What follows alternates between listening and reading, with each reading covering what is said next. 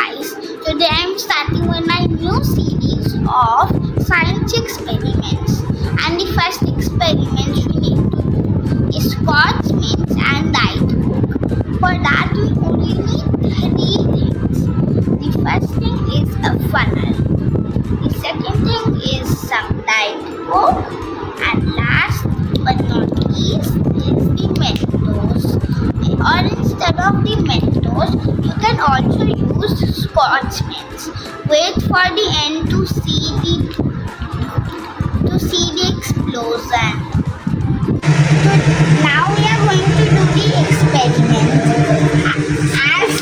As we can also skip the funnel because the Mentos which I had got is too big to fill the mouth of the funnel. So we can also skip the funnel.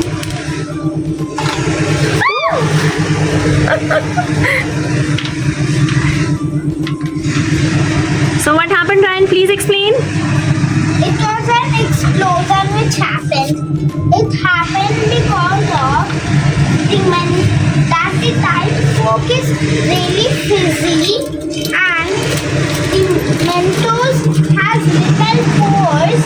That's why the Diet Cola explodes out. But